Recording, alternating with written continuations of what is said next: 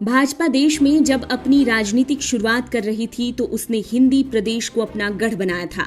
भाजपा ने संपूर्ण देश में हिंदुओं के लिए एक अलग जगाई, लेकिन एक ऐसा पहला राज्य भी था जो दक्षिण में होने के बाद भी भाजपा का बड़ा स्तंभ बन गया और आज के परिदृश्य में भी हिंदुओं के उत्थान के लिए वो राज्य प्रतिबद्ध दिखाई पड़ता है, जिसका नाम है कर्नाटक।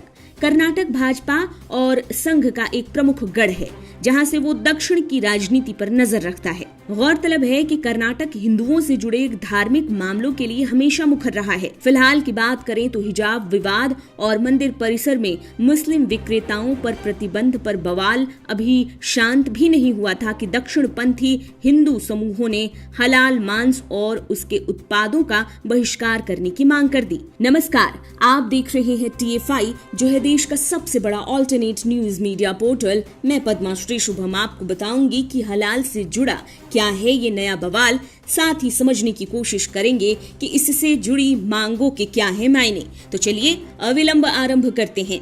कर्नाटक में उगादी उत्सव से पहले राज्य में हिंदुवादी संगठनों ने हलाल प्रमाणित मांस पर प्रतिबंध लगाने की मांग की है। हिंदू जन जागृति समिति सहित संगठनों ने हिंदू समुदाय से मेन्यू पर हलाल मांस व्यंजन वाले होटलों भोजनालयों में नहीं जाने के लिए कहा है। कुछ संगठनों ने बेंगलुरु में झटका मांस बेचने वाले मांस स्टॉलों के संपर्क नंबर भी प्रसारित किए हैं। बीजेपी के राष्ट्रीय महासचिव CT रवि ने हलाल मांस और उत्पादों को बेचने की प्रथा को आर्थिक जिहाद बताया।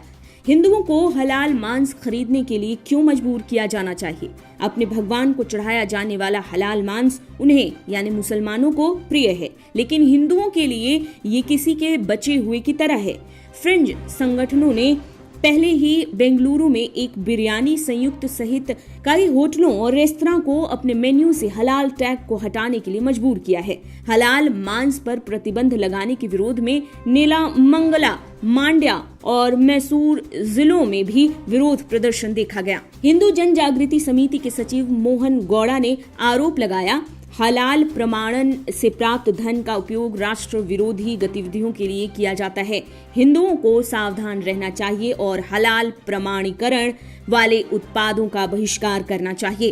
केंद्र सरकार को हलाल सर्टिफिकेशन पर रोक लगानी चाहिए। ये इस्लामिक संगठनों की साजिश है। जमियत उलेमा आई हिंद, हलाल ट्रस्ट जैसे इस्लामी समूह हलाल प्रमाणन के माध्यम से सालाना 50,000 रुपए एकत्र करते हैं और फिर राष्ट्र विरोधी गतिविधियों के लिए धन का उपयोग करते हैं। वहीं इस मामले में कर्नाटक के मुख्यमंत्री बसवराज बोम्मई ने बुधवार को कहा कि उनकी सरकार हिंदुवादी संगठनों के उस आह्वान पर गौर करेगी जिसका समर्थन बीजेपी के राष्ट्रीय महासचिव CT रवि ने किया था, जिसमें हिंदुओं ने हलाल मांस का बहिष्कार किया था। बोम्मई ने कहा कि इस मामले में गंभीर आपत्तियां उठाई गई हैं और सरकार एक स्टैंड लेने से पहले इस मुद्दे पर गौर करेगी। ये पूछे जाने पर कि क्या इस मुद्दे से गड़बड़ी हो सकती है, उन्होंने कहा, इन सभी घटनाओं के बाद भी राज्य में कानून व्यवस्था बरकरार है। हिंदू संगठनों द्वारा हलाल मांस के बहिष्कार को लेकर अभियान चलाने के सवाल पर मुख्यमंत्री ने कहा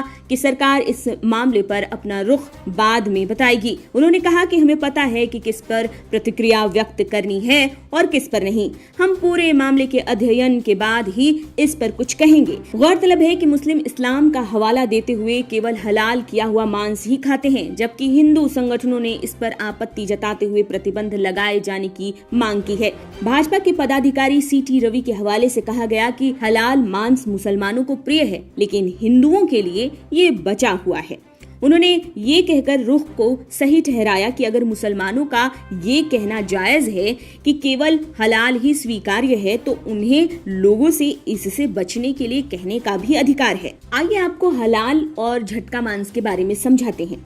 कभी कभी हमारे सामने झटके और हलाल शब्द आते हैं, लेकिन सवाल ये है कि उसका वास्तव में क्या मतलब है और उनके आसपास इतना हंगामा क्यों है। खैर, दोनों ही दो अलग अलग समुदायों में उपभोग के लिए जानवरों को मारने के तरीके हैं। जहां मुसलमान हलाल की प्रथा का पालन करते हैं, वहीं सिख और हिंदू समुदाय झटका पसंद करता है। अब सवाल ये है कि क्या अंतर है दोनों में। एशियानेट समाचार के अनुसार हलाल और झटका मांस की अवधारणा को सरल बनाने के लिए इस्लामी मौलवियों और हिंदू नेताओं से उनकी प्रतिक्रियाओं के लिए संपर्क किया। जामिया मस्जिद सिटी मार्केट बेंगलुरु के मुख्य इमाम मकसूद इमरान रशदी के अनुसार हलाल पैगंबर मोहम्मद द्वारा लोकप्रिय एक अवधारणा है। यहाँ हलाल में अल्लाह के नाम पर जानवरों का वध किया जाता है और इसे खाने की अनुमति हो जाती है। जिसकी अनुमति नहीं है उसे हराम कहा जाता है। वहीं झटका शब्द का अर्थ है तेज। इस प्रक्रिया में जानवर का सिर एक ही झटके में अलग हो जाता है और जानवर की तुरंत मौत हो जाती है। धार्मिक मान्यता के अनुसार हिंदू और सिख समुदाय झटका पसंद करता है क्योंकि ये जानवर को कम से कम दर्द देता है। हालांकि जिस तरह से कर्नाटक के मुख्यमंत्री बसवराज बोम्मई कड़े फैसले लेने के लिए जाने जाते हैं, आपको ज्ञात हो कि कर्नाटक के मुख्यमंत्री बसवराज बोम्मई ने कोरोना के समय सार्वजनिक जगहों पर मुहर्रम मनाने पर प्रतिबंध लगा दिया था। बसवराज बोम्मई हार्डकोर हिंदू नेता हैं और उससे ये साफ प्रतीत होता है कि आने वाले समय में हलाल मांस कर्नाटक में प्रतिबंधित हो सकता है और हलाल आधारित मांस पर प्रतिबंध लगाने वाला कर्नाटक पहला भारतीय राज्य बन सकता है।